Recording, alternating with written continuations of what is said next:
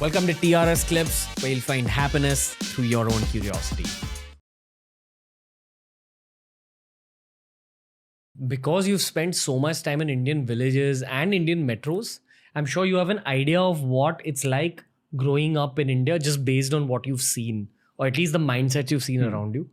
So I want to ask you about what it's like growing up in India, according to you, versus what it's like growing up in Europe. What's the difference? There's a lot of differences there, but what I've seen in India is that still, in many places, to a smaller or larger extent, this ancient tradition, whether we call it the Sanatan Dharma or the local culture or whatever you want to call it, it's alive. And it may be decreasing in some places, in the sense that decreasing to the extent that people are exposed to it, they have access to it, but it's there.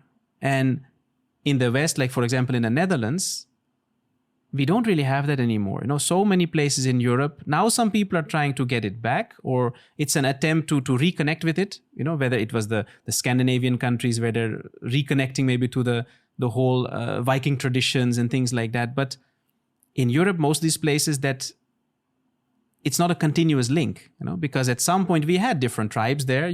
We had our own nature worship, or the different traditions, belief systems. Some of them very ancient, but then at some point, there was the Roman Empire that invaded. Then, of course, the Christianity came, the churches, a lot of the local customs were discontinued or discouraged. So we don't have that living tradition like that. Some people are trying to reconnect to it now because those are our roots, you could say. But here it's alive. It's probably the most ancient civilization or tradition that has continued, where there is definitely a sense of pride which is becoming more. Not that it wasn't there, but also amongst the younger generation, where they're realizing that, but what we have here, that also has value, that's also beautiful, and that can only do good, because you appreciating yourself, valuing yourself, doesn't mean you disrespect others. Sometimes people have this strange notion, like nationalism or you being proud of your country or loving your country doesn't mean you don't like other people. It just means that you realize and appreciate what you have. Do you feel that in Europe there is a lack of that feeling of ancientness? What you spoke about, the link being broken. Do you feel like young people on a subconscious level feel that? Because the narrative that we get about the West in general, which is Europe and America, while we're sitting here as Indians, is that mental health issues are on a rise there. And then I have some European friends who have spoken about this too. A lot of them believe that maybe because people have kind of stopped having faith in religion or a sense of God, atheism has kicked in a big way. That could be a reason. I don't know. I'm not European. I've not grown up in Europe. In fact, I don't even know the reality of modern day Europe, because vacationing is one thing, but when you live there and you grow up, that's a whole other experience. So what's the reality of Europe now from a mental health, emotional health and spiritual health standpoint? Well, all over the world, mental health and emotional health are a challenge now. Even in India, but there even more, definitely. And I think one of the factors is, one, culturally, that people are more and more isolated, I would say. It's very individualized. Like, of course, even here nowadays, not everybody has an extended family where you all live in the same house and like it used to be. But still, the connections are much stronger here. You're not just an island by yourself. It's community living. Yeah, it's much stronger. So there, that is much less.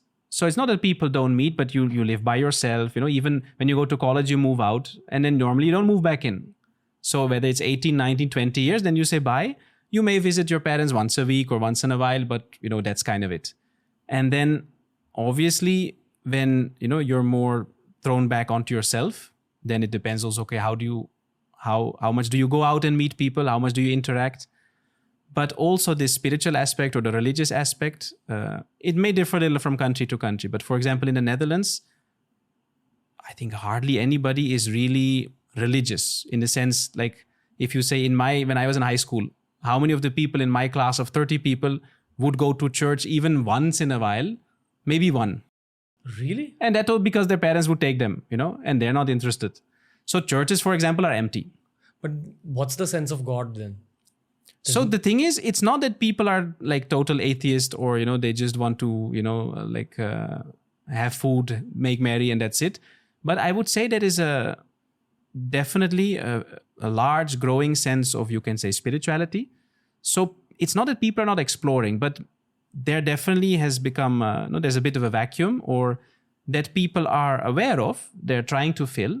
It's just that the old ways of religion, whatever was there, cannot cater to it anymore, because they feel, okay, even if some guy is talking something there, he doesn't have an experience, If I want to read some book, whether it's a scripture or something else, I can do that at home, So why would I go and sit there? So that disconnect is there. Like, it's not the same, but here, for example, sometimes even, like youth come to me and they have an interest. They have the big questions, actually more maybe than even before. So they want to know, okay, who am I? What is all this? Why am I here? What is the purpose of life? What is this creation? But then if their parents or grandparents will tell them, come, you have to come to the mandir. And then if they ask, okay, but then what is the point? Why should I break one coconut? Now, if their family cannot give satisfactory answers, it's natural for them to say that, kya fayda yaar? No, why should I do that? I will explore in my own way, because I want to know. So there also, if you see, whether it is yoga, whether it's meditation, whether it's ayahuasca, or whether it is, people doing some program on mindfulness, or they want to learn more about chakras or Buddhism, or like, there is a lot of interest. And with pandemic, that spiked even more, So many people, they are asking these questions. They want to know. They want to know, okay, who am I, or what is this? Or I'm not just this body, or maybe not even just these thoughts and these emotions. So that's very strong. But yeah, from a religion perspective, that is not really being catered to. Maybe different geographies have different impacts on your thought process. That's one thing I truly believe. I feel like if you're in this land called India, like this subcontinent, your head automatically trails to deeper thoughts like the universe or God. And a lot of Indians don't understand that until they actually go abroad and understand the difference between energies of lands. Definitely. See, a place has its own energy and vibration, whether you take a local place or an entire country.